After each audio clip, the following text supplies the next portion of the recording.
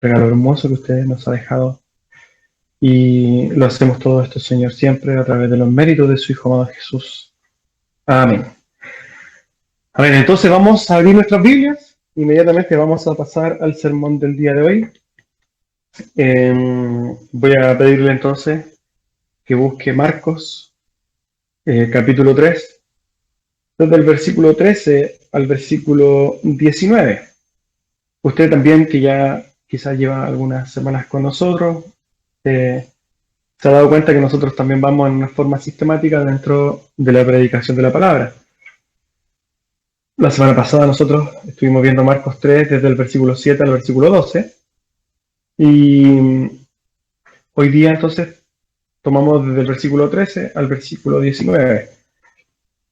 Una vez que usted lo tenga entonces, que lo haya encontrado, le voy a pedir que me acompañe en la lectura de la palabra de nuestro Dios.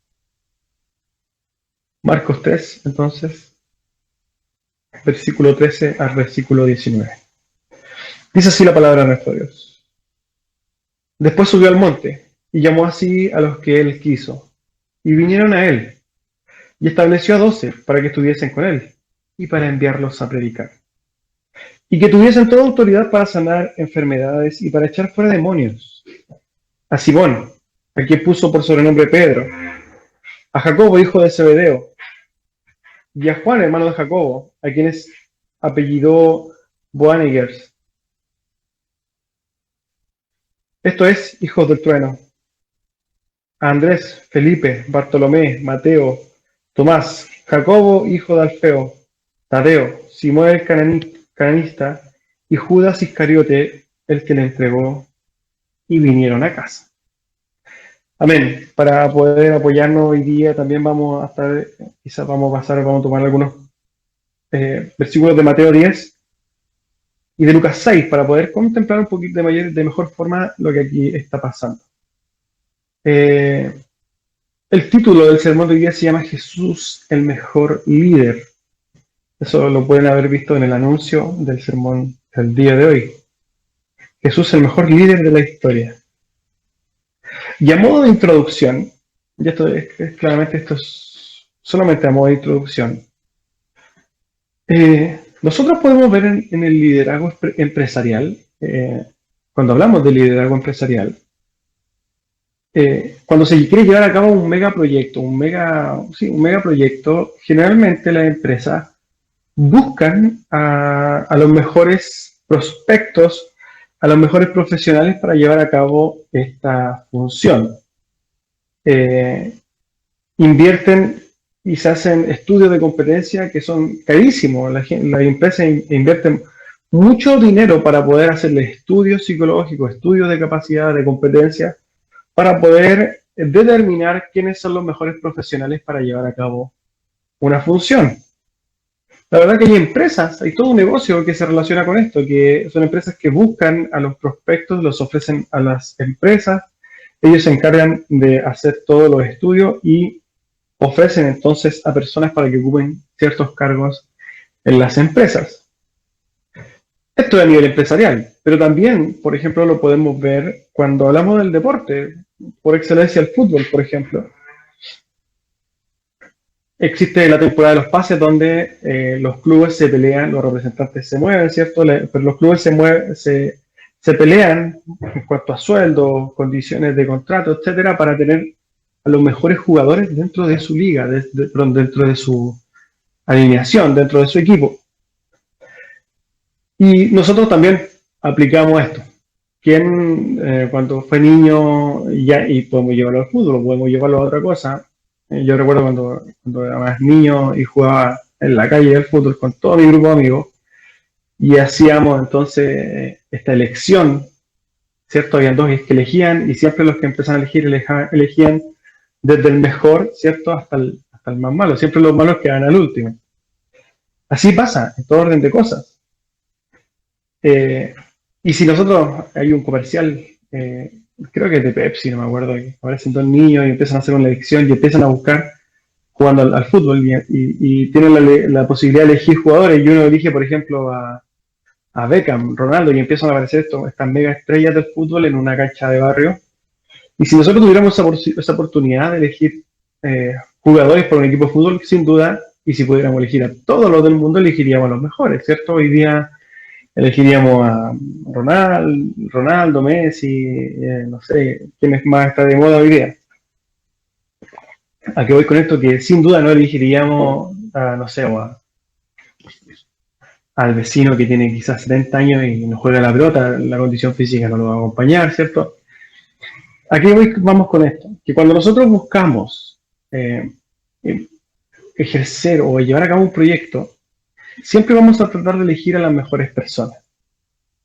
Ahora en este caso, y haciendo una especie de símil, Jesús sería un director técnico, el cual eligió a una cantidad de hombres para llevar a cabo la tarea más importante y la tarea más difícil, sino una de las más difíciles, sino la más difícil, tarea de la historia, que era la de hacer conocido el Evangelio por todo el mundo. Y sin duda, si nosotros hubiéramos estado en los pies de Jesús y nos hubieran dicho, mira, esta es tu función, es muy probable que nosotros con estos ojos humanos que tenemos, ¿cierto?, hubiéramos tratado de elegir a las mejores personas.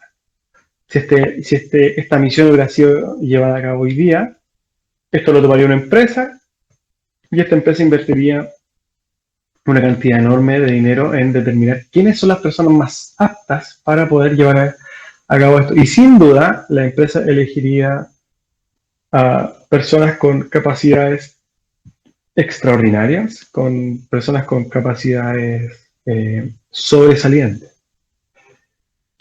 Pero ¿qué vemos en Jesús? Que Jesús eligió entonces a personas comunes, corrientes, llenas de defectos y llenas de errores. Esto entonces lo convierte en el mejor líder que ha conocido la historia. ¿Por qué? Porque de estas personas llenas de fallas, llenas de errores, Dios, en este caso Cristo, Dios mismo, ha logrado llevar a cabo una misión que parecía imposible. Pero vámonos al texto. Esto era solamente la introducción del tema para que podamos comprender de qué es lo que vamos a hablar el día de hoy. Vámonos al texto y le voy a pedir que vaya conmigo desde el versículo 13 en adelante. Y dice, y subió al monte y llamó a sí mismo a los que él quiso y ellos vinieron a él. Entonces era natural dentro de la obra de Dios en la tierra. Cristo, recordemos que hacía muchos milagros, sanaba a muchas personas, pero principalmente predicaba el Evangelio. Pero era una evolución natural que Dios, que Jesús en este caso, iba a hacer copartícipe de su ministerio a sus seguidores. En este caso, podemos ver más adelante que eligió a 12. ¿Por qué? Porque había mucha gente a la cual, en este caso, atender, podríamos decir, pero más aún es porque Cristo venía con una misión particular y que tendría un punto final dentro de la historia que iba a llegar unos cuantos años más adelante. La función principal de Jesús, recordemos, era venir a morir en beneficio de muchos. Esto lo dice Marcos 10:45, porque el Hijo del Hombre no vino para ser servido, sino para servir y dar su vida en rescate por muchos. O sea, Jesús venía claramente a predicar el Evangelio, pero venía con una función detrás mucho más importante, que era la de dar la vida por los pecadores y salvar a muchos pecadores.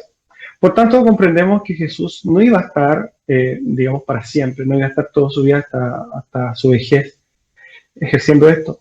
Es por eso que vemos una evolución natural donde hace partícipes a sus discípulos de sus dones.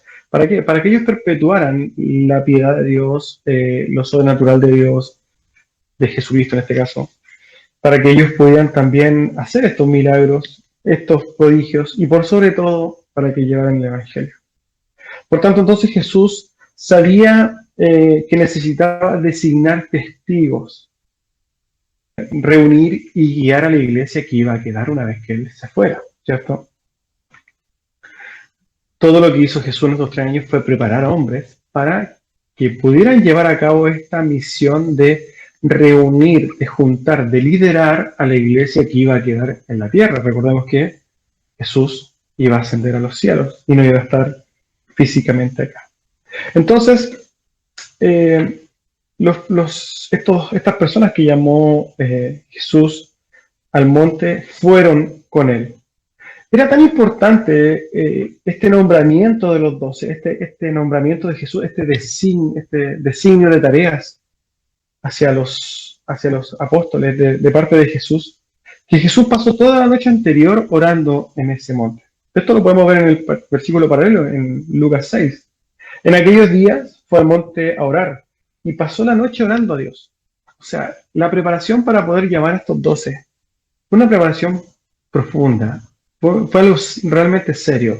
No fue algo tomado quizás a la ligera como nosotros tomamos muchas cosas el día de hoy. Fue después de esa noche que Jesús llamó a los que Él quiso. Y podemos ver que Jesús utiliza esta palabra, a los que Él quiso, así lo dice la palabra de Dios, dice, versículo 13, después subió al monte y llamó a los que Él quiso. Y aquí nosotros podemos ver cómo la soberanía de Dios prevalece, cómo la soberanía de Dios se manifiesta en esta elección. En esta elección de Jesucristo está intrínseca, entonces, la soberanía de Dios. Por más que a mucha gente le moleste el hecho de que Dios elija, esta elección de Dios, esta soberanía de Dios, está impresa en toda la Biblia, de punta a cabo. En toda la Biblia podemos ver entonces la soberanía de Dios actuando. En este caso, es Dios en quien decide elegir a los apóstoles. Juan 1, versículo 12 al 13 dice, mas a todos los que les recibieron, a los que creen en su nombre, les dio potestad de ser hechos hijos de Dios. Y fíjese lo que dice el versículo 13, los cuales no son engendrados de sangre, ni de voluntad de carne, ni de voluntad de varón, sino de Dios. La voluntad de Dios en establecer, en dar, en hacer, en dar el nacimiento, en la elección, está, como les dije, en toda la palabra de Dios. Y respecto a los mismos apóstoles, en Juan 15:14 dice, no me elegisteis vosotros a mí, sino que yo os elegí a vosotros y os he puesto para que vayáis y llevéis fruto. Eso es lo que dice Jesús. Entonces, ¿qué queremos y qué logramos entender en el versículo 13? Es que estas personas fueron elegidas desde Dios hacia ellos. No fueron los apóstoles que decidieron seguir a Cristo. Por más que nosotros podamos ver en los pasajes cuando le dice a sus apóstoles, sígueme, y ellos siguieron, y podríamos ver una decisión en ellos, la verdad es que la elección primaria y quién determinó quiénes seguirían a Cristo fue Dios mismo. Dios mismo es el que establece quiénes iban a ser sus apóstoles. Entonces, en esta misma soberanía es que Dios establece a sus apóstoles y por otro lado, el número de sus apóstoles. Versículo 14. Y estableció a 12 para que estuviesen con él y para enviarlos a predicar. Y que tuviesen autoridad para sanar enfermedades y para echar fuera demonios. Entonces, lo primero que podemos ver en estos dos versículos 14 y 15 es que Dios estableció un número de apóstoles. El hecho mismo que Jesús designara exactamente a 12 apóstoles nos indica inmediatamente que esto tenía o estaba en la mente de Dios establecer el nuevo Israel. Tratamos que el antiguo Israel estaba compuesto por 12 tribus, ¿cierto? Y estos 12, y este número 12 que es tan repetitivo dentro de la palabra de Dios, representaba también a las 12 tribus de Israel. Estos 12 apóstoles eran 12 y nada más que 12. Es tanto así que nosotros podemos ver en Hecho 1 cómo el mismo Judas es sustituido. Es sustituido en el versículo 21 y 22, dice, es necesario pues que de estos hombres que han estado junto con nosotros todo el tiempo que el Señor Jesús entraba y salía entre nosotros, comenzando desde el bautismo de Juan hasta el día en que de entre nosotros fue recibido arriba, uno se ha hecho testigo con nosotros de su resurrección. Aquí podemos encontrar muchas cosas en Hechos. Primero, podemos establecer que hay ciertas características, ciertos requisitos que un apóstol debería cumplir. ¿Y cuál es el que la misma escritura nos dice? Cuando empiezan a decidir que de entre nosotros, y cuando nos vamos entonces a las características que cumplir, dice que comenzando desde el bautismo de Juan, o sea, estas personas, dentro de los que íbamos, dentro de las características digamos, del apóstol, era que desde el bautismo de Juan hasta el día en que nosotros fue recibido arriba, o sea, aquella persona que hubiera compartido con Cristo el ministerio terrenal de Cristo, yo hubiera estado con ellos, hubiera sido partícipe, ¿por qué? Porque no solamente seguían los 12 discípulos a Cristo, sino que una cantidad más de personas, ¿cierto? Y dentro de estas personas que fueron copartícipes dentro del ministerio terrenal de Cristo, de estas personas iban a ser un nuevo apóstol. Lamentablemente hoy día vemos muchas personas que se están nombrando apóstoles el día de hoy, pero nosotros a través de la Escritura podemos comprender que ese ministerio ya cesó, ya no existe. Lo segundo que podemos ver entonces es la misión, y aquí vamos a poder quizás profundizar un poco. Podemos ver la misión de los apóstoles. Y también podemos ver esta misión como requisitos de los apóstoles. Y podemos también a través de esto determinar que los apóstoles tampoco ya no existen. La primera misión del apóstol era la predicación, ¿cierto?, de la palabra. Y ese primer ministerio, esta primera palabra que dice ahí, ¿cierto?, el versículo 14, para enviarlos a predicar. Entonces, el primer motivo, el primer punto dentro de su misión era predicar el Evangelio, tal como era la misión primordial o primaria de Cristo en la tierra, ¿cierto?, de predicar el Evangelio. Marcos 16:15 les dijo, ir por todo el mundo y predicar el Evangelio a toda criatura. Esta era una misión fundamental de los apóstoles. Y más adelante vamos a ver cómo estos apóstoles también, en sus muertes, vamos a darnos cuenta que ellos murieron por muchas partes del mundo conocido, porque efectivamente se dedicaron a esto, a ir y predicar el Evangelio a toda criatura. Esta misión, claramente, de predicar el Evangelio es traspasada a la iglesia, a cada uno de nosotros, hasta el día de hoy.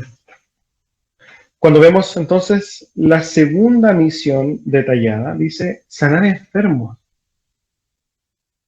Y entonces comprendemos que el don de sanidad fue un don exclusivo dado a los apóstoles. Hoy ya no está vigente este don. Y con esto no queremos decir que hoy día Dios nos sane bajo ningún punto de vista. Dios sigue sanando, Dios sigue haciendo milagros, pero el don propiamente tal, este regalo de Dios, este poder de manipular o de poder ejercer a voluntad este regalo sobrenatural en una persona, ya no lo vemos en las Escrituras. Cuando Pedro en Hechos 3:6 dijo, no tengo plata ni oro, pero lo que tengo te doy, en el nombre de Jesucristo de Nazaret, levántate y anda. Yo hace mucho tiempo, cuando llevaba muy poco tiempo en la iglesia, me vi este pasaje y dije, bueno, ¿por qué si es que Dios sabe cuándo hacer las cosas? ¿Por qué si Dios es el que determina cuándo hacer las cosas? ¿Cómo es que Pedro, con tanta seguridad, dice, sé salvo en el nombre de Jesucristo? Con tanta autoridad, Pedro llegaba y mandaba, o llegaba y ejercía sanidad, si se supone que Dios lo hace conforme Él tenga la voluntad de hacerlo. Como yo veía en aquella iglesia donde personas que entre comillas tenían don de sanidad, oraban por mucha gente y nadie se sanaba. Entonces yo tenía una duda que tuve mucho tiempo con esto, pero no lo pude comprender hasta que vi lo que realmente eran los dones. Y Pedro y los apóstoles tenían este don de sanidad, y lo podemos ver no solamente en Pedro, lo podemos ver en el apóstol Pablo, y en la tradición dentro de los otros apóstoles, cómo iban por todos lados sanando. Y lo hacían a voluntad. Esto quiere decir que si hoy día nosotros tenemos, primero, apóstoles, y segundo, si tienen el don de sanidad, nosotros, por ejemplo, hoy día no tendríamos problemas del coronavirus porque porque todas estas personas con el don de sanidad, con la posibilidad de manipularlo a voluntad, podían ir sanando a toda la gente. Claramente esto no lo vemos. No lo vemos en la historia del cristianismo. No lo vemos hoy. ¿Por qué? Porque la escritura es clara. Es decir, que esta era una misión dada exclusivamente a los apóstoles. Entonces comprendemos que dentro de las misiones de los apóstoles, primero tendríamos predicar el evangelio y segundo, sanar enfermos. Lo tercero era echar fuera demonios. Y esta también fue una autoridad dada exclusivamente a los apóstoles en su ministerio. Hechos 5, 14 y 16 dice, y los que creían en el Señor aumentaban más, gran número así de hombres como de mujeres, tanto que sacaban a los enfermos a las calles y los ponían en las camas y lechos para que al pasar Pedro, a lo menos la sombra cayese sobre alguno de ellos. Y aún de las ciudades vecinas muchos venían a Jerusalén trayendo enfermos y atormentados de espíritus inmundos, y todos eran sanados, lo que vemos en Hechos. Entonces, que no solamente ellos, aquí vemos las dos misiones cumplidas en los apóstoles, sanar enfermos, pero también echaban fuera demonios. Hay un pasaje donde un personaje X se enfrenta a un endemoniado y trata de ejercer esta autoridad que no tenía. Y este demonio le responde, bueno, yo conozco a Pablo, conozco a Jesús claramente, pero a ti no te conozco. Y este hombre salió totalmente perjudicado de tratar de ejercer una autoridad que él no tenía. Es por eso que nosotros podemos comprender en este texto que hay tres funciones principales de los apóstoles. Predicar el evangelio, sanar enfermos y echar fuera demonios. Pero cuando nosotros nos vamos al versículo paralelo, en Mateo 10, nosotros nos vamos a dar cuenta que la misión es mucho más grande, mucho más larga, donde nosotros también podemos ver otras cosas que se les dijo a los apóstoles como misión. Y para eso le voy a pedir que me acompañe a Mateo 10, desde el versículo 5 al 19. Es bastante el pasaje, pero lo vamos a ir viendo poco a poco para que podamos ver cuáles serán el resto de la misión dada a los apóstoles. Mateo 10, versículo 5, dice, a estos dos envió Jesús y les dio instrucciones diciendo, por camino de gentiles no vayáis, y en ciudades samaritanos no entréis, sino id antes a las ovejas perdidas de la casa de Israel. Lo primero que puedes ver es que Jesús, al mandar a estos apóstoles, les dijo, no lo hagan en casa de gentiles, vayan primero a los israelitas. Es por eso, y en base a este mandato es que cuando nosotros vemos en Hechos, cuando Pedro va a la casa de Cornelio, un gentil, y les predica, ellos reciben el don del Espíritu Santo, etc., y los demás apóstoles escuchan que Pedro fue a predicarle a un gentil, hay una contienda, ellos se enojan con él, y Pedro tiene que explicarle toda la visión sobrenatural que tuvo todo para poder decirle, tranquilos, esta misión fue dada por Dios ahora. Y también por eso comprendemos, cuando a Pedro se le dice, Jesús le dijo, tú tendrás las llaves del cielo. No significa que cuando uno, y esto lo vemos en todas las películas, lamentablemente, o en las series, en la tele, que uno llega al cielo y poco menos que Pedro es el portero. Y él es el que te deja pasar. Esta es una cosa totalmente mal entendida. Cuando a Pedro se le dice que él tendría las llaves del cielo, es esto mismo, que él abriría la puerta a los gentiles para que ellos puedan también entrar en el reino de Dios. Es Pedro la llave que es el primero que empieza a predicar a los gentiles. Luego de esto aparece Pablo claramente y ejerce un apostolado extraño, extra especial, muy particular, específicamente dado a los gentiles. Pero Pedro era la llave. Pedro es el que abrió primeramente esta puerta entonces para entrar en el reino de Dios a los gentiles. Pero primariamente, mientras Jesús estuvo en la tierra y hasta que no se le dio esta orden a Pedro, la predicación era exclusiva para el pueblo de Israel. Versículo 7 de Mateo. Yendo, predicad diciendo el reino de los cielos se ha acercado. Sanad enfermos, vuelvo a repetirlo, limpiad leprosos, resucitad muertos, echad fuera demonios de gracia, echad fuera demonios. De gracia recibisteis, dad de gracia. O sea, esto es una repetición, ¿cierto?, de lo que nosotros acabamos de ver en el pasaje de Marcos. Las tres funciones principales, ¿cierto? Predicad, sanad y echad fuera demonios. Esto es una repetición y es como resumido lo que está nosotros, lo que acabamos de ver en Marcos 3. Mateo lo reduce, pero sigue con otras cosas. Versículo 9 de Mateo 10. No os proveáis de oro, ni de plata, ni cobre en vuestros cintos, ni de alforja para el camino, ni de 2 túnicas, ni de calzado, ni de bordón, porque el obrero es digno de su alimento. Mas en cualquier ciudad o aldea donde entréis, informaos quien en ella sea digno, y posad allí hasta que salgáis. Y al entrar en la casa, saludadla, y si la casa fuere digna, vuestra paz vendrá sobre ella, mas si no fuere digna, vendrá paz, vuestra paz se volverá a vosotros. Y si alguno no recibiere ni viere vuestras palabras, salid de aquella casa o ciudad, sacudid el polvo de vuestros pies. De cierto os digo que el día del juicio será más tolerable el castigo sobre la tierra de Sodoma y Gomorra que para aquella ciudad. En este fragmento de versículos, podemos ver que Jesús le da instrucciones a los apóstoles de que no lleven nada, no lleven sustento, no se preocupen de lo que iban a comer o cómo ellos se iban a sostener. Este era el mandamiento para aquellos apóstoles en aquella misión. Y también hace una observación en base a la recepción que tengan de parte de las personas a las cuales fueron. Esta misión, dada a los apóstoles, que podemos ver cómo se va penetrando, cómo vamos viendo en mayor, digamos, de mejor forma, cómo estos apóstoles, qué es lo que estos apóstoles tenían que hacer. Continúa en el versículo 16 de Mateo, y aquí Jesús empieza a hacer algunas advertencias. ¿Por qué? Porque le empieza a hablar de las persecuciones que ellos tendrían. Versículo 16 de Mateo, y espero que usted esté en Mateo 10. He aquí yo os envío como ovejas en medio de lobos. Lo primero entonces que le habla Jesús respecto a la persecución es la advertencia, les avisa que ellos iban a ser como ovejas en medio de lobos.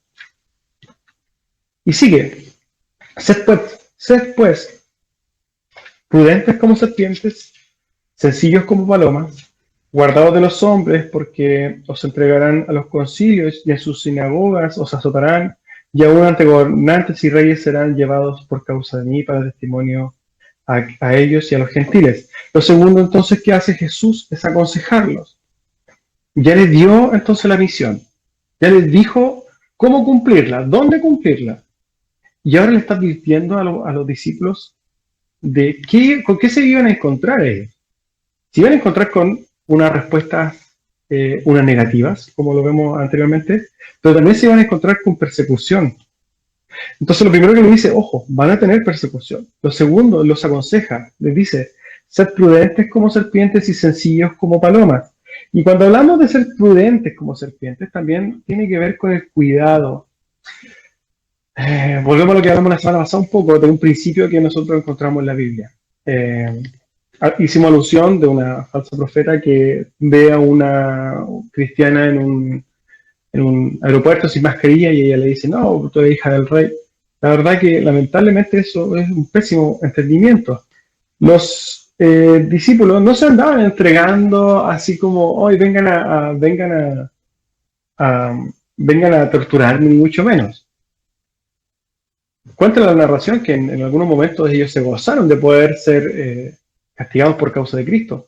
Pero ellos tenían misión de ser prudentes. Ellos predicaban con cuidado. Ellos eran sencillos. Ellos se tenían que guardar de los hombres. Eran cuidadosos. Nosotros podemos encontrar cómo a través de la historia que podemos encontrar en la historia del cristianismo en los primeros siglos, el cristianismo sufrió persecución. Los hermanos y apóstoles en este caso tenían que ir escondiéndose. ¿Para qué hablar de Pablo? Que es lo que más información tenemos, de cómo fue perseguido, cómo de alguna forma Pablo tenía que estar escapándose, cómo escapaba, no sé, de una ciudad, se iba a otra, etc. La verdad que nosotros también hoy día tenemos que aplicar estos mismos principios. Nosotros tenemos que ser prudentes como serpientes. Y tenemos que ser sencillos como palomas. Y tenemos que guardarnos de los hombres. Ahora tenemos que protegernos de la maldad de los hombres. Sigamos, versículo 19. Más cuando os entreguen, no os preocupéis por cómo ¿O qué hablaréis? Porque en aquella hora os será dado de lo que habléis, de lo que habéis de hablar.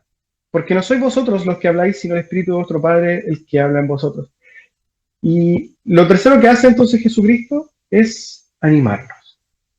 Le está diciendo, en primer lugar, ustedes, ojo, que van a ser perseguidos, van a tener persecución. Segundo, sean prudentes, lo aconseja. Sean prudentes, escóndanse. Tengan prudencia, sean sencillos. Pero en tercer lugar, los anima. ¿Por qué? Porque dentro de todo le está avisando que los van a encontrar igual. Dice, más cuando os entreguen, ¿no? Dando por hecho que estos iban a ser entregados. No se preocupen por cómo o qué van a decir, porque iban a ser guiados por el Espíritu Santo de Dios.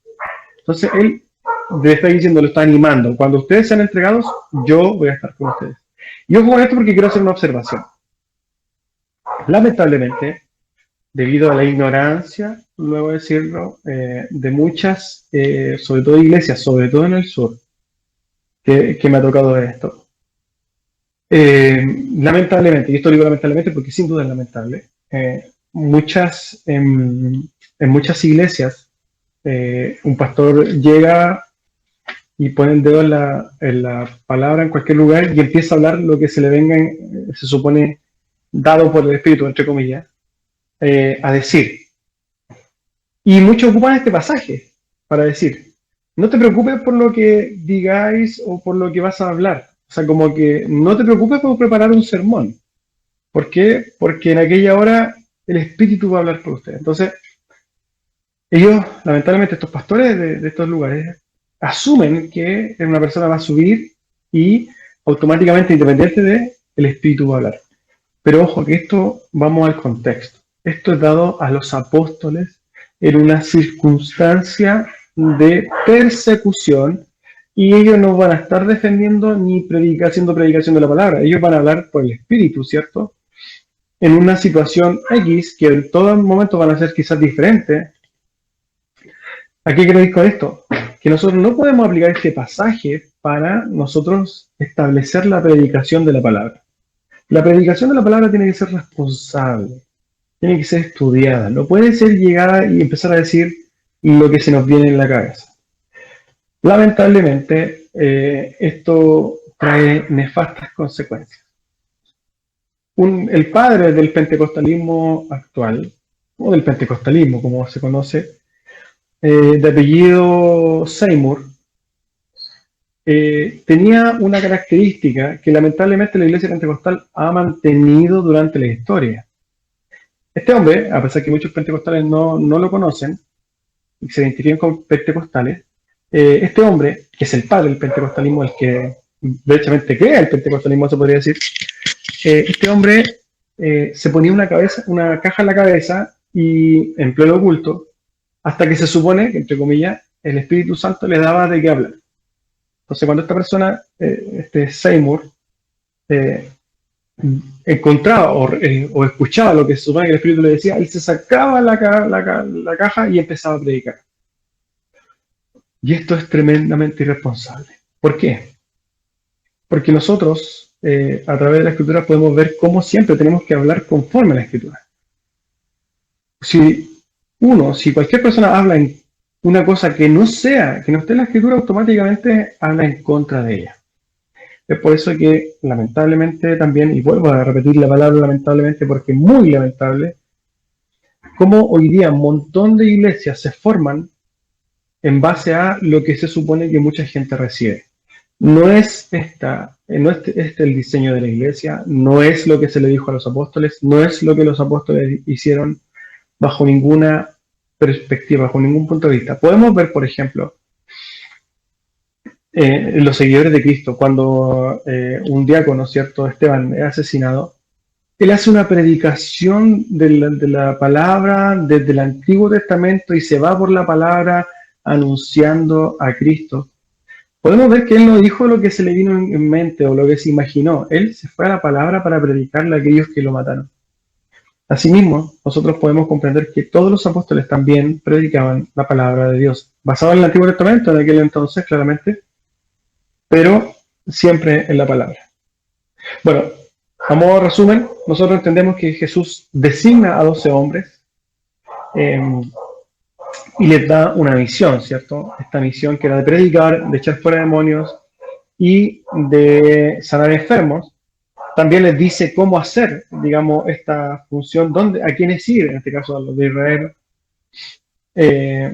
Les dice de de las cosas que van a pasar, los advierte de la persecución, etcétera. Entonces los prepara bien para poder ejercer este ministerio que iban a ejercer los apóstoles después.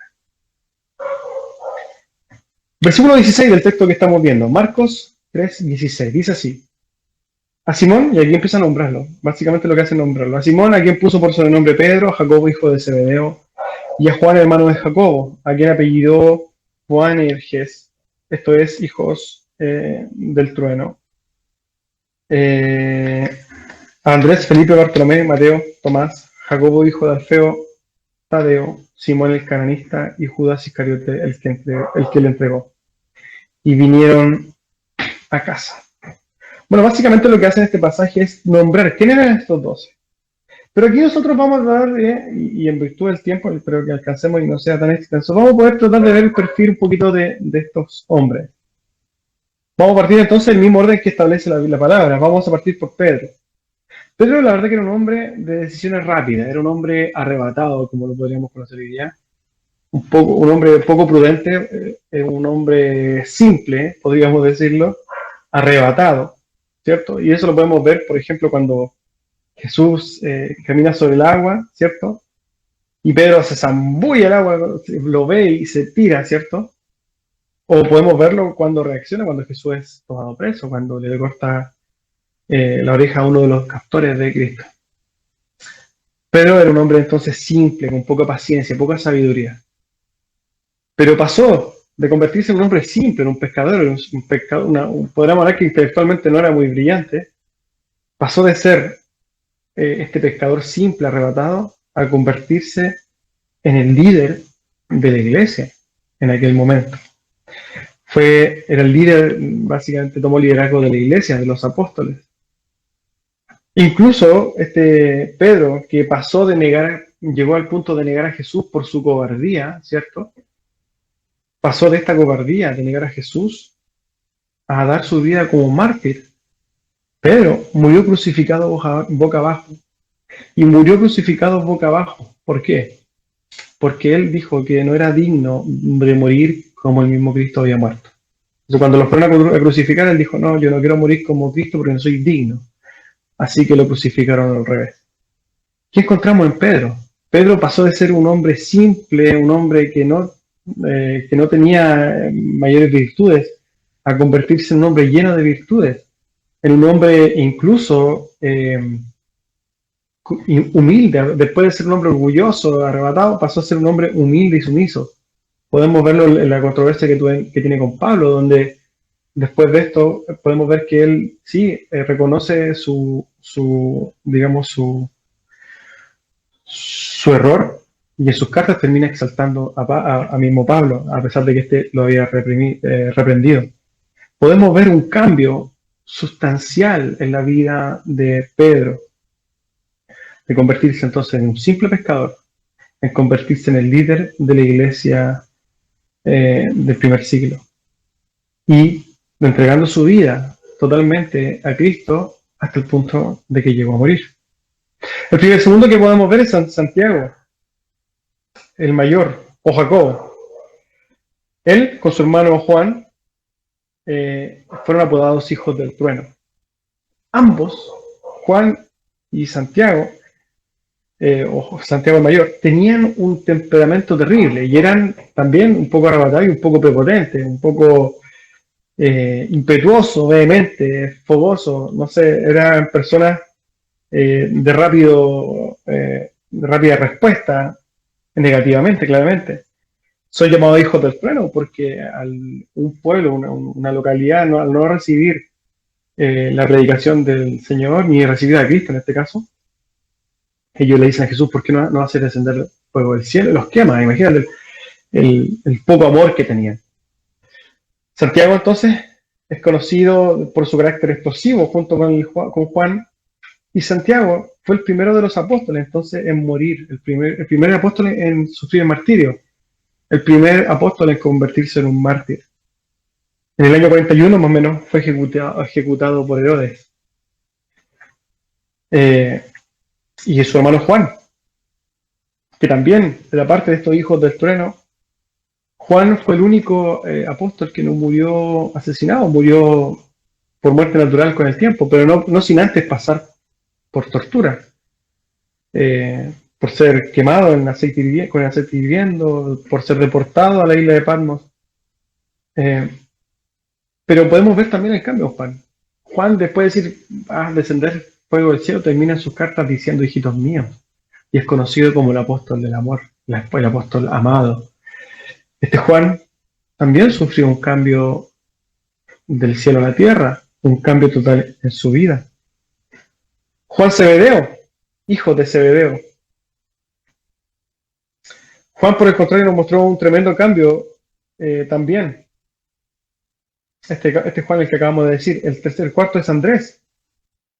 Poco se sabe, ¿cierto?, de Andrés. Aparece en la escritura, siempre llevando gente a Jesús. Su muerte se pone o se dice que fue en Grecia. Y al igual que Pedro, Andrés consideró que era indigno de morir de la misma forma que Jesús y pidió ser crucificado de una forma diferente. También murió crucificado en una cruz con forma de X. Dicen las crónicas que en esa misma cruz él murió predicando el Evangelio a aquellos que lo crucificaron. Felipe el Curioso murió también al ser martirizado, fue torturado. Y dice la historia que murió en Hierápolis. Él fue crucificado y apedreado. Una vez crucificado, imagina la crueldad de los tiempos de aquella época. Era crucificado y después apedreado. Su esposa permaneció al pie de la cruz de Felipe, alentándolo a proclamar el Evangelio aún a sus asesinos. Cuando Felipe murió, ella siguió predicando. Y también la silenciaron los fariseos de aquella época y la mataron apedreándola.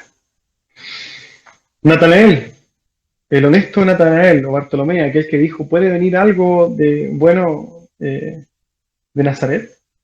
Este hombre que claramente era un hombre, podríamos decir, hasta prejuicioso, ¿cierto? También se transformó en un líder de la evangelización. Y Natanael tuvo una de las muertes más horribles que podríamos ver dentro de los apóstoles. Este hombre murió despellejado. Le sacaron la piel vivo para después cortarle la cabeza. Imagínense el amor de Bartolomé por Dios.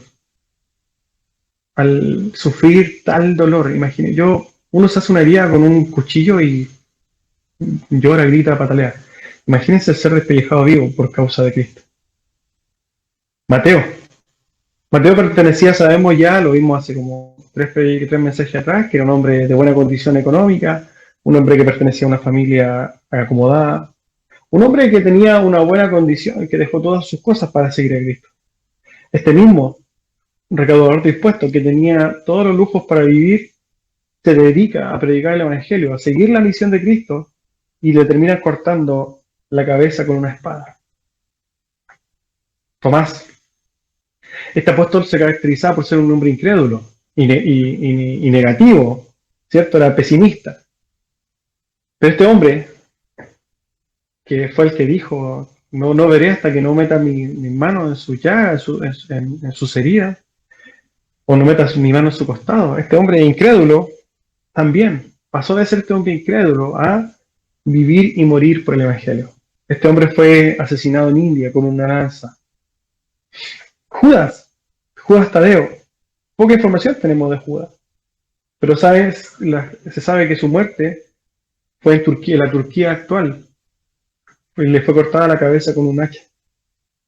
Simón el Celote, que era un hombre hábil, ¿cierto? Pero pertenecía a un movimiento subversivo religioso dentro de Israel.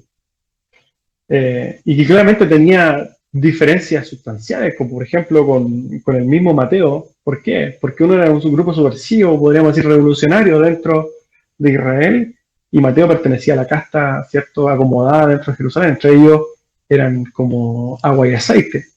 Pero ¿qué hizo Dios con estos hombres? Que quizás entre ellos tenían discordia. Hizo un gran equipo. Cambió sus vidas. Simón el Celote, de pasar de ser un subversivo, ¿cierto?, quizás con ideales más sociales que nada, pasó a ser un hombre dedicado 100% a lo realmente importante, que era la salvación espiritual de la gente. Y murió crucificado por esta causa en Jerusalén.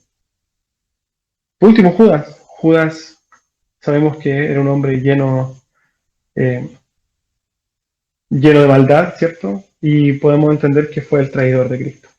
Fíjese que lo que realza la grandeza de Jesús es que Él tomó esta clase de hombre lleno, podemos ver que lleno de dificultades, lleno de debilidades, lleno de quizás de fallas, y los convirtió en una comunidad sorprendente de mucha influencia dentro de Israel, claramente, y después del mundo.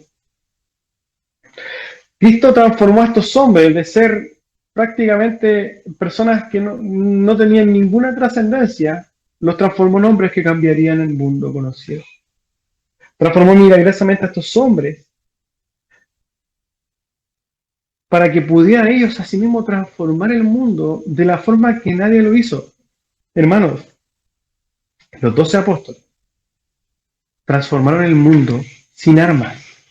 Hoy día nosotros vemos que claramente Estados Unidos es el país más grande del mundo, ¿cierto? Pero lo ha hecho con armas. Lo ha hecho con el poder quizás de la fuerza. Y como los grandes imperios cambiaron el mundo, siempre lo han hecho con armas, a través de la fuerza. Los 12 apóstoles cambiaron el mundo con el poder de Dios. Y ahí radica totalmente la diferencia. De estos hombres, solo uno murió de anciano. Juan, el discípulo amado. Pero este hombre también sufrió tortura. Pero todos esos apóstoles entregaron sus vidas por esta verdadera evangelio. En estos hombres podemos ver claramente el poder de Dios. Claramente es visible la obra de Dios. Una de las señales de un nuevo nacimiento y una relación con Dios es el cambio que podamos llegar a tener. Tal como este líder, Cristo, lo hizo cambios, pero del cielo a la tierra con estos 12 hombres, estos cambios también deberían replicarse en nosotros como hijos de Dios. Ellos claramente, en ellos podemos ver claramente, a excepción claramente de Judas Iscariote, podemos ver cómo la mano de Dios obró en ellos para convertirlos desde ser nada a ser hombres totalmente ejemplares. Es impresionante la obra de Cristo con estos hombres. Estos 3 años en el cual Cristo los formó fueron de preparación para una vida entregada después de su partida. Pero lo que nos tiene que llamar la atención profundamente es que estos apóstoles, si bien podemos comprender que fueron hombres entregados a Dios, hombres que dieron su vida por Dios, hombres ejemplares, nosotros tenemos que recalcar algo que es sumamente importante y que marca una diferencia sustancial. Estos hombres nunca podrían haber llegado a esto si no hubiera sido por el poder de Dios. El Señor dijo, ¿cierto? Nada podéis hacer sin mí. Estos hombres sin Cristo nada hubieran podido haber hecho. Asimismo les dijo, y recibiréis poder, ¿cierto? Refiriéndose al Espíritu Santo. Estos hombres empezaron a ejercer esta función de una forma totalmente sobrenatural, totalmente diferente cuando recibieron el Espíritu Santo de Dios. Estos hombres con sus propias fuerzas no pudieron haber hecho nada si no hubiera sido por el capacitador fundamental que era Dios dentro de ellos. Asimismo, es el cambio que este poder que se manifiesta en estos apóstoles, asimismo este mismo poder es el que se tiene que manifestar en nosotros para que podamos llevar a cabo la obra de Dios. Sin duda es impresionante lo que pasó con los apóstoles, sin duda es impresionante lo que hicieron, pero no lo podrían haber hecho sin el Espíritu de Dios morando en ellos. Asimismo, hermano, asimismo como en esos apóstoles que fueron cambiados del cielo a la tierra, ¿cierto? Asimismo, como ellos, nosotros tendríamos que ser cambiados. O nosotros tendríamos que haber vivido un cambio. Nosotros tenemos que también ser copartícipes de esta obra. Nosotros, si somos hijos de Dios, vamos a sufrir o no sufrir, vamos a disfrutar de este cambio en nuestras vidas. Lo que nosotros tenemos que preguntarnos a este respecto es, ¿qué cambio ha hecho Cristo en mí? Y aquí nosotros de la Escritura siempre tenemos que tomarla para nosotros, ¿cierto? Y llevar la aplicación para nosotros.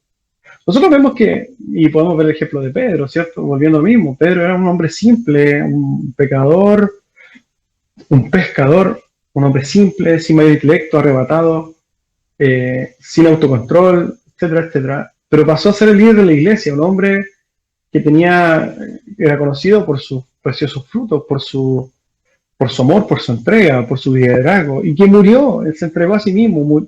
Después de ser un hombre que pensaba claramente en sí mismo y en lo que él podía hacer, pasó a ser un hombre que entregó su vida. La pregunta para nosotros es, ¿qué cambio has tenido tú al compararte, por ejemplo, con Pedro o con cualquiera de sus apóstoles? ¿Qué cambio has tenido tú? ¿Qué cambio hemos tenido nosotros? ¿Qué cambio hemos tenido como hijos de Dios? Son preguntas que tenemos que hacernos. ¿He tenido cambio desde que conocí a Dios? ¿Puedo ver en mí una obra antes de Cristo y después de Cristo? ¿Han cambiado nuestros gustos? ¿Han cambiado nuestros hábitos? ¿Han cambiado nuestros intereses? ¿Ha cambiado nuestra cosmovisión de la vida? Son preguntas que tenemos que hacernos. Porque conforme nosotros respondamos a estas preguntas, vamos a ver si es que efectivamente el Espíritu Santo está obrando con poder en nosotros. O si que efectivamente está. ¿Somos personas que hoy día vivimos más apegadas a la ley de Dios? Siempre claramente motivados por el amor a Dios. Estos hombres, nosotros pudimos ver que lamentablemente sellaron todo lo que creían con su muerte, con su sangre. Esto es plausible, sin duda. Esto es digno de ser reconocido. Cómo estos hombres defendieron esta verdad hasta la muerte. Estuvieron dispuestos a dar su vida. ¿Por qué? Por la verdad que creían. La pregunta para nosotros es, ¿qué estamos dispuestos a dar? ¿Qué estamos dispuestos a perder por la verdad que creemos? ¿Hasta dónde estamos dispuestos nosotros a ceder? ¿Qué estamos dispuestos a dar por Cristo? O en otro caso te podría preguntar, ¿qué hemos dado? ¿Hemos dado algo realmente a Cristo? ¿Nos ha costado algo seguir a Cristo?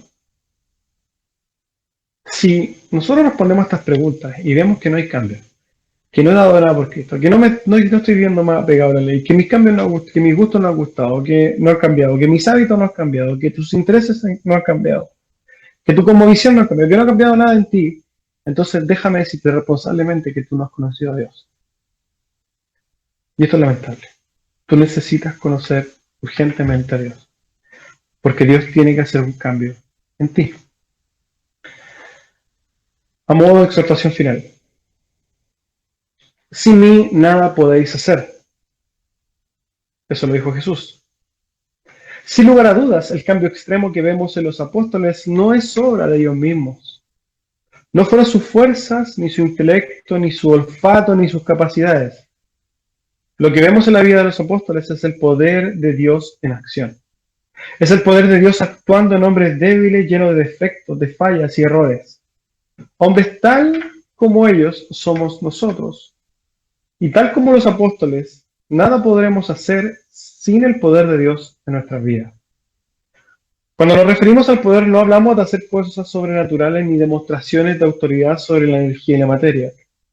Nos referimos al Espíritu Santo de Dios en nosotros, guiándonos, amonestándonos, capacitándonos, ayudándonos día a día para poder hacer la voluntad de Dios. Jesús, el mejor líder, el que tomó a estos hombres y de ellos hizo personas que cambiaron el mundo, siempre con su Espíritu Santo, es el mismo líder que nosotros tenemos para cambiar hoy día quizás nuestro entorno, cambiar nuestra vida, cambiar la forma en que vivíamos. Quizás nosotros no vamos a cambiar el mundo hoy día, no nuestra iglesia local, 12 personas de la iglesia local, no vamos a cambiar el mundo, es muy probable que no. Pero nosotros vamos a poder cambiar nuestro mundo, nuestro entorno, con el poder de Dios. Amén. Vamos a orar para concluir este sermón. Bendito Dios, damos gracias, Señor, por este alimento, por su palabra. Gracias, Dios, porque a través de ella podemos ver su glorioso poder. Como usted, Señor, con nada puede hacer todo. Como usted, Señor, con hombres débiles como nosotros, puede hacer grandes cosas. Ayúdenos a entregarnos, ayúdenos, Señor, a poder quizás disponernos, quizás ser usados por usted, Padre, para poder hacer su voluntad. Fortalézcanos para hacer esta voluntad suya, Señor, y haga de nosotros lo que usted quiere hacer. Que quizás nos espera una vida de entrega, una vida quizás que no va a tener en esta carne los mayores privilegios del mundo, pero sí va a tener propósitos eternos, que es la de la predicación de su evangelio, el ganar las almas, Señor, para este reino precioso. La salvación, la vida misma, Señor, entregar vida espiritual y eterna. Y sabemos que las recompensas son muchas, Señor, incontables, y que no se comparan, Señor, con lo que podamos vivir en esta tierra. Ayúdenos a comprender y a vivir con nuestros ojos puestos en el cielo, puestos en su reino y en una eternidad con usted, Dios amado. Agradecemos su palabra en el nombre de Jesús. Amén.